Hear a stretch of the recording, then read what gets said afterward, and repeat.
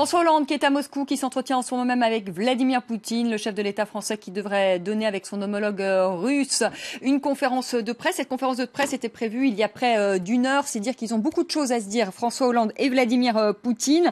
François Hollande qui a fait une déclaration avant ces entretiens. Le ton était plutôt très cordial. Il a tutoyé le président russe. Autant vous dire qu'il y a de ça quelques mois, au moment de la guerre en Ukraine et de l'annexion de la Crimée, eh bien, le ton était tout autre. On va regarder cette séquence ensemble. C'était lors de la visite de Vladimir Poutine à Paris. C'était en 2013. Aujourd'hui, on vous voit côte à côte, de nouveau franc, mais pas très chaleureux. Alors, est-ce que les relations entre la France et la Russie sont chaleureuses aujourd'hui? Est-ce que cette rencontre a permis de les réchauffer?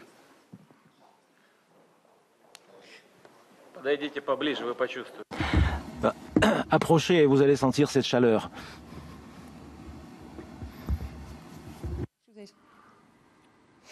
Pierre Laurin, le ton a quand même radicalement changé.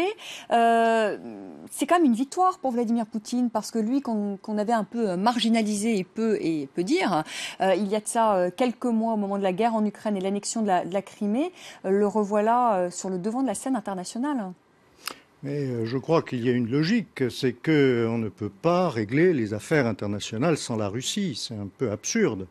La Russie est un acteur majeur et elle l'a démontré en facilitant beaucoup d'avancées, notamment en Iran, par exemple, récemment. Donc, stigmatiser la Russie pour des impératifs de politique intérieure américaine, ça se comprend peut-être à Washington, beaucoup moins en Europe. Vous pensez que les Occidentaux ont sous-estimé Vladimir Poutine? Je crois que les États-Unis ont sous-estimé, oui, Vladimir Poutine. En tout cas, ils ont sous-estimé les capacités de réaction de la Russie. Mais d'un autre côté, il ne faut pas se leurrer. Les sanctions contre la Russie ont fait perdre à l'Europe occidentale, à l'Union européenne, pratiquement 20% des échanges. Les échanges entre la Russie et les États-Unis ont progressé de 7% pendant la même période, malgré les sanctions. C'est-à-dire que nous appliquons des sanctions et nous souffrons à cause des sanctions. Les Américains appliquent des sanctions, mais ils gagnent de l'argent.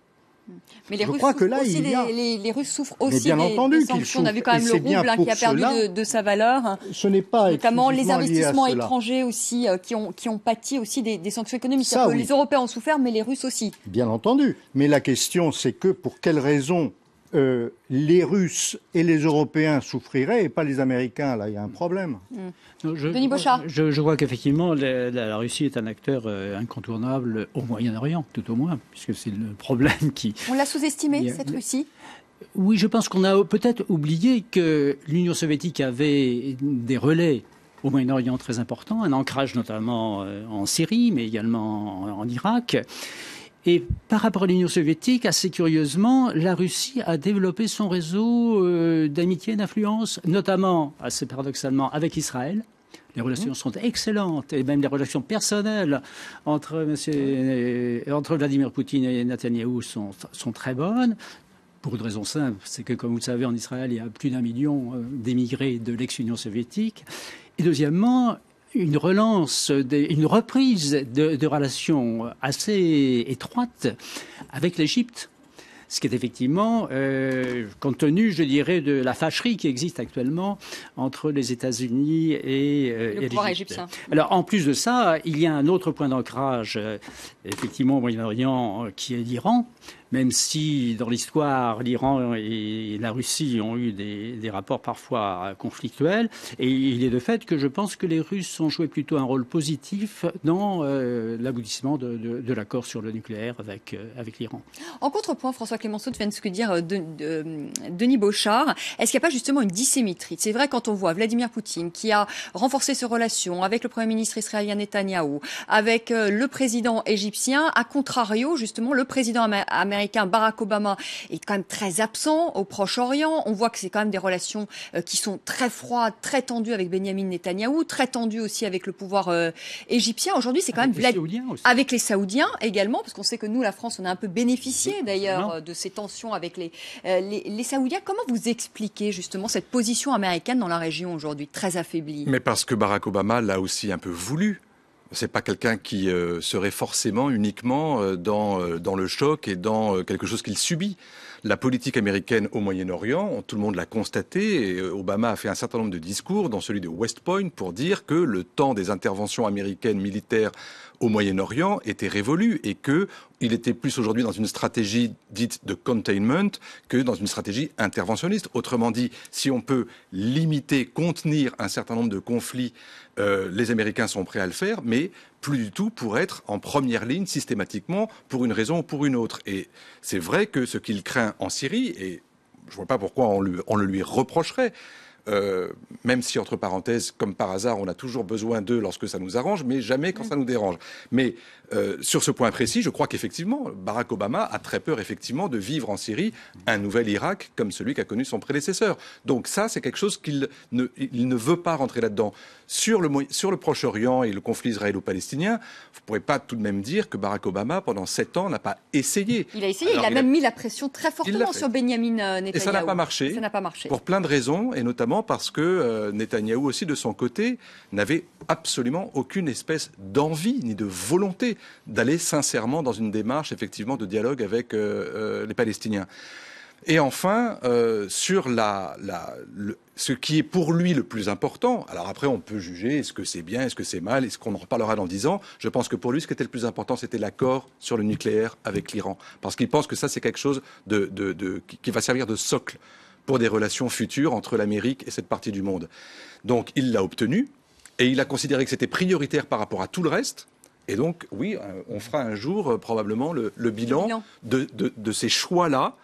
Mais aujourd'hui, il est quand même dans une position où effectivement, malgré lui ou parce qu'il l'a voulu, c'est un peu des deux, il est effectivement dans une position contrainte. Oui, enfin, j'apporterai peut-être une ou deux nuances et un complément à ce que vous venez de dire. S'agissant de la relation entre les États-Unis et Israël, c'est une relation très, très compliquée, avec effectivement Israël représentant aux États-Unis une force de politique intérieure très, très efficace. Mais Barack Obama n'a jamais osé faire ce que certains de ses prédécesseurs, en particulier le président Bush père, c'est-à-dire exercer des moyens de pression concrets et efficaces. Et donc, il a calé tout de même très vite face à Benyamin Netanyahou, notamment sur l'affaire des colonies. Des colonies, oui. Alors, il y a tout de même aussi d'autres raisons je dirais, de fâcherie, et en particulier parmi les choses qui sont reprochées aux Américains, notamment par les Saoudiens, il y a le lâchage extrêmement rapide du président Moubarak face au printemps arabe égyptien, et effectivement aussi une certaine complaisance et un certain rappel d'ailleurs des droits de l'homme, une certaine complaisance vis-à-vis des frères musulmans, de l'ambassadrice d'Égypte, sur ordre naturellement, sur instruction d'Obama, et effectivement une certaine crispation lorsque le président Sisi a pris le pouvoir à la suite, effectivement, de ce qu'on peut appeler un coup d'État, qui a suscité des réactions, notamment au nom des droits de l'homme. Donc il y a une combinaison, effectivement, de beaucoup de secteurs. Et s'agissant de l'accord nucléaire, je dirais, a provoqué un traumatisme sur les Saoudiens qui considèrent que la menace iranienne est pour eux une menace quasi existentielle. Et ils sont effectivement terrorisés par cette... Pierre Laurent, c'est un président faible, ce président Obama, quand on le voit comparé au président Poutine, qui lui a dit il y a 3 ans, je soutiendrai Bachar al-Assad jusqu'au bout, je ne dévie pas ma trajectoire, qui a annexé la Crimée comme ça, la barbe des Européens. Est-ce que vous diriez que Obama est un faible comparé à Poutine? Écoutez, je ne peux pas dire qu'Obama est un faible. Il a ses principes politiques, il a une politique intérieure à régler, et ce n'est pas facile. S'il a actuellement une opposition républicaine qui est plutôt tenace, il y a bientôt des élections, lui, il ne risque plus grand-chose, mais... C'est pas le cas de Poutine, dit François Clémenceau. Oui, il n'a pas d'opposition. De toute manière, je crois que le problème est très simple. Je reviens à Obama. Pour lui, il faut qu'il laisse la maison à peu près dans un bon état. Donc, tout ce qui va à l'encontre de ce qu'il espère, c'est-à-dire laisser tout clean. Il ne va pas s'engager. Il est très clair que lui, il a hérité de l'Irak et il a retiré, tant bien que mal, plutôt mal que bien, mais il a retiré les soldats américains. Il ne veut pas laisser à son successeur le même problème. Quant à Poutine, c'est tout à fait différent. Vous savez, que l'on soit pour Poutine ou contre Poutine, la Russie est un bloc de 150 millions de personnes qui, il n'y a pas très longtemps, étaient des soviétiques. À l'époque où on parlait de démocratisation, il y avait une blague qui circulait à Moscou, c'est Gorbatchev veut instaurer la démocratie à la suédoise. Il a échoué parce qu'il n'a pas trouvé assez de Suédois. Eh bien, je crois que nous sommes dans cette logique-là.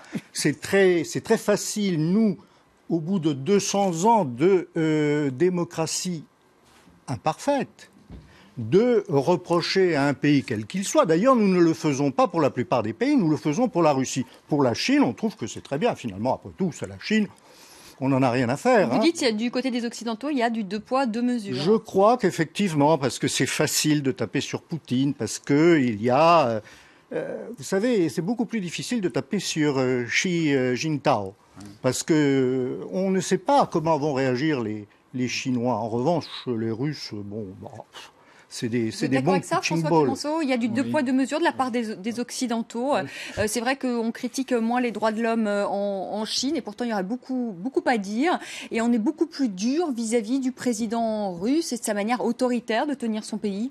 Non, mais parce que ce sont deux pays qui n'ont pas grand-chose à voir, si ce n'est le fait que oui, il y a effectivement un autoritarisme dans les deux pays, mais économiquement, stratégiquement et dans leur relation avec l'Occident, les choses sont totalement dissemblables. Donc oui, effectivement, il y a deux attitudes différentes. Mais quoique, quand vous regardez aujourd'hui par rapport à la Chine, la volonté des États-Unis de défendre la liberté de navigation en mer de Chine du Sud, vous avez clairement effectivement un objectif qui est de ne pas laisser les Chinois mener une politique expansionniste au détriment de ses propres voisins. Et en ce qui concerne la Russie, malgré un certain nombre de messages qui avaient été envoyés pour dire aux Russes que ce n'était pas franchement raisonnable de se servir de point d'appui, par exemple dans le Caucase, mais également en Ukraine, même si les Américains, avant Obama, n'ont pas été effectivement très sages non plus en voulant essayer de faire progresser les frontières de l'OTAN jusqu'aux portes de la Russie, on est bien d'accord là-dessus. Mais il n'empêche que ce qu'on a constaté, c'est pas tellement que Poutine est fort ou que l'autre serait faible, c'est surtout que aujourd'hui la Russie a gardé effectivement un certain nombre de leviers, certains diraient de pouvoir de nuisance, mais qui montrent qu'effectivement, on ne peut pas ne pas tenir compte de la vie de la Russie ou de ses capacités à faire changer le cours de choses. Je suis pas sûr que... Là, on a fait une erreur, les Européens ont fait une erreur, les Américains ont fait une erreur, n'ont pas mesuré finalement le pouvoir de la Russie dans cette région, que ce soit justement dans le dossier iranien, que ce soit aujourd'hui en Syrie. Dans le dossier iranien, les Russes ont eu un comportement assez exemplaire, c'est-à-dire qu'ils n'ont pas voulu fragiliser les négociations avec l'Iran pour des objectifs de politique intérieure ou pour relativiser ou amender un certain nombre de conduites sur d'autres fronts, notamment sur le front ukrainien.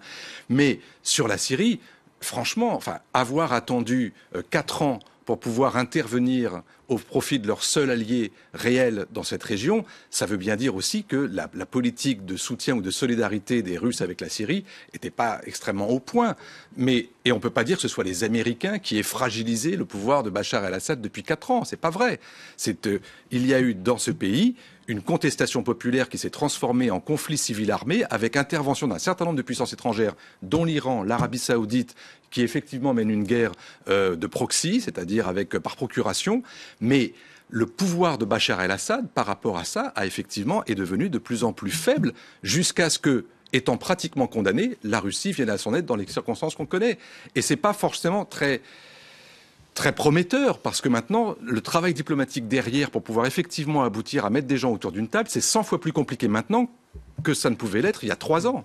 Là, je ne peux pas laisser dire cela, d'une part, parce que, si vous vous souvenez, la première conférence de presse commune entre le président Hollande et Vladimir Poutine, c'était à Paris, en juin 2012, et à ce moment-là, le président Poutine a dit, pratiquement textuellement, je n'ai rien à faire de Bachar el-Assad, mais lorsqu'on renverse un dictateur, et l'exemple de la Libye l'a bien montré, il faut au moins savoir ce que l'on va mettre à la place. Par ailleurs, à la même époque, la Russie était le seul pays occidental à soutenir les négociations de Genève entre l'opposition et le pouvoir syrien. Donc on ne peut pas dire que la Russie n'a rien fait et que non, ce sont plutôt les autres qui ont lâché. Par ailleurs, je reviens un tout petit peu en arrière, mais ça me semble important. Bon, la Russie, elle a beaucoup de défauts, mais vous savez que la peine de mort n'est plus appliquée. En Arabie Saoudite, la peine de mort est appliquée et à des poètes qui n'ont rien fait. Ils appliquent même la charia au même titre que l'Organisation de l'État islamique. Oui, tout à fait, oui. Oui, c'est ça. Oui, je rappelle quand même, Denis Bouchard. Moi, je suis assez d'accord avec ce qui vient d'être dit. J'ai eu l'occasion de participer à plusieurs colloques à Moscou sur les problèmes du Moyen-Orient en 2002, en 2013 et récemment encore. Ce qui m'a frappé, c'est qu'effectivement, le diagnostic sur le printemps arabe des Russes a été immédiat. Vous, occidentaux, vous vous fourvoyez. Il ne s'agit pas de forces démocratiques qui essayent de se faire entendre, ce sont des forces islamiques qui veulent prendre le pouvoir. Et effectivement, quand il y a eu des élections libres dans un certain nombre de pays du Moyen-Orient et d'Afrique du Nord, qu'il s'agisse en particulier de la Tunisie et de l'Égypte, ce sont effectivement les frères musulmans et les salafistes, et des partis salafistes en Égypte qui sont arrivés largement en tête. Et donc pour eux, c'était vraiment l'ennemi. Les islamistes sont, avant même Daesh, c'était l'ennemi pour une raison simple, c'est que la Russie a une communauté musulmane importante, de l'ordre, je pense, de 12 millions, y compris dans l'agglomération de Moscou, et qu'ils redoutent effectivement un retour de la guerre au Caucase ou ailleurs. Alors simplement, je pense que l'engagement russe, finalement, en Syrie, cet engagement sous forme de frappe militaire, a été assez tardif parce qu'il y a tout de même le souvenir de l'Afghanistan. Et de toute façon, cet engagement reste relativement limité. Les Russes ont surtout compté, s'agissant de force au sol, sur l'Iran. Et effectivement, il y a maintenant, depuis un an, à peu près 20 000 combattants qui, directement ou indirectement, sont organisés, manipulés, entraînés, financés par l'Iran, y compris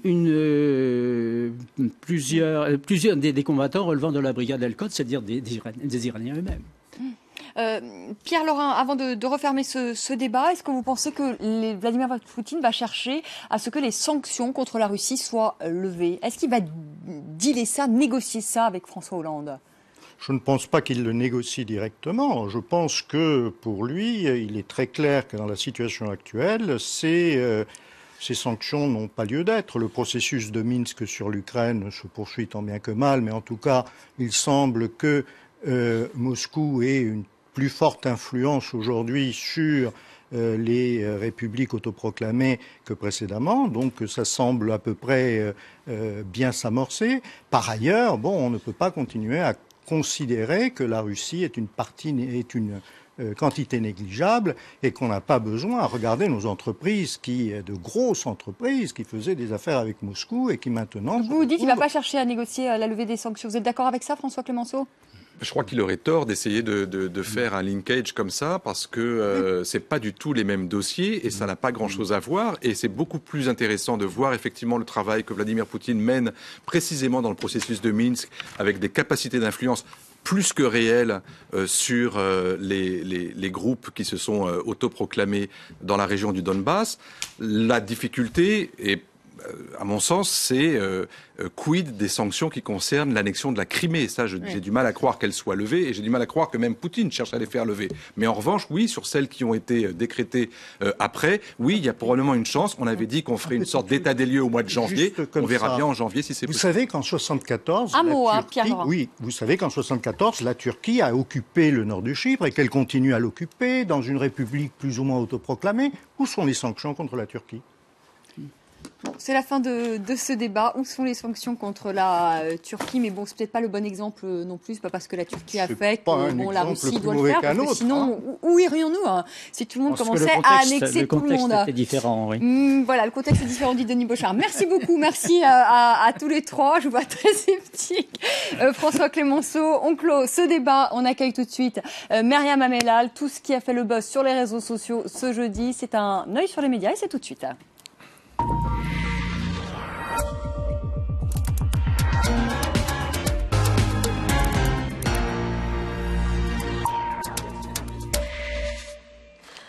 Bonsoir Myriam. Bonsoir. Et on commence donc tout de suite, cet œil sur les médias. Vous allez nous parler de quoi? Alors je vais vous parler de ce qui a fait le buzz aujourd'hui. C'est une déclaration d'un avocat, figurez-vous.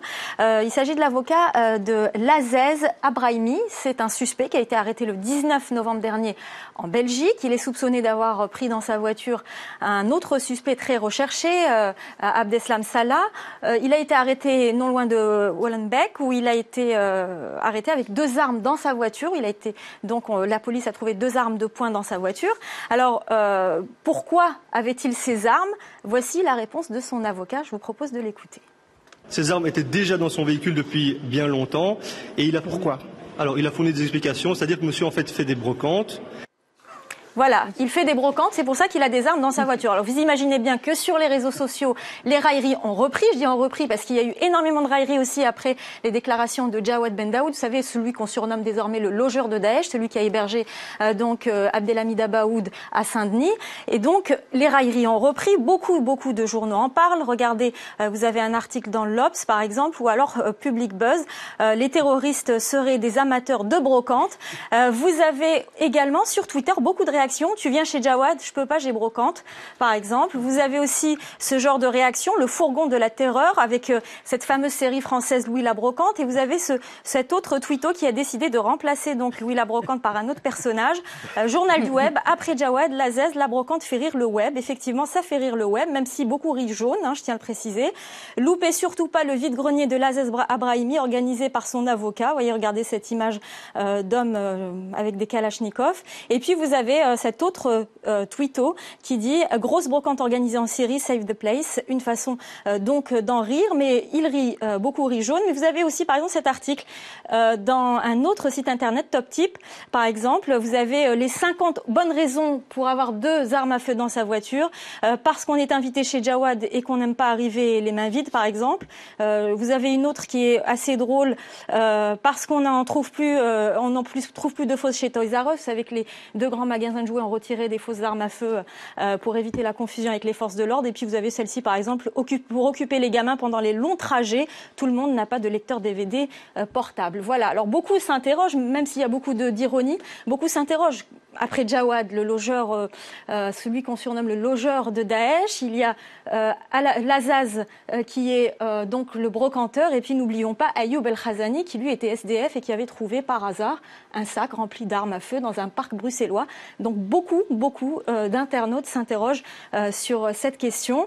Un autre sujet, Vanessa, je ne sais pas si on a le temps, mais qui fait le buzz sur Internet, un autre sujet qui fait le buzz, c'est comment recrute-t-on sur Internet. Vous avez Le Monde qui a décidé, Le Monde.fr, qui a décidé de prendre à la lettre les déclarations de Xavier Bertrand qui disait qu'il fallait s'attaquer à l'imam Google, il fallait que tout le monde prenne ses responsabilités. Donc Le Monde.fr a décidé de taper une phrase dans le moteur de recherche de Google, se convertir à l'islam. Et le résultat est assez inquiétant puisque sur les 5 premiers sites, donc les mieux référencés, seul le premier semble libéral puisqu'à la conversion, il conseille aux gens qui souhaitent se convertir d'attendre et de pas se convertir rapidement et de prendre son temps. Les autres ne sont pas ouvertement extrémistes, mais ils renvoient tous à des sites extrémistes. Et on apprend par exemple que l'un d'entre eux, qui a eu son nom de domaine qui a été déposé à Roubaix, est lié à un réseau de prêcheurs en Arabie Saoudite. Donc c'est dire si c'est inquiétant. Et l'Arabie Saoudite donc revient encore sur Internet, sur les réseaux sociaux, et on en parle beaucoup sur son rôle, et vous en avez parlé dans ce débat. Merci beaucoup Myriam, et on vous retrouve un peu plus tard à 20h45 pour votre chronique. Nous sur France 24, nous attendons la conférence de presse que doivent donner François Hollande et Vladimir Poutine. Cette conférence de presse était prévue il y a un peu plus d'une heure. Les discussions donc qui se poursuivent, plus longues que prévues entre le chef de l'État français et le président russe. Et à ne pas manquer à 20h30 sur l'antenne de France 24, l'interview exclusive du président turc Recep Tayyip Erdogan. Très belle soirée. Tout de suite, le journal, et je vous retrouve demain soir à partir de 18h, heure de Paris.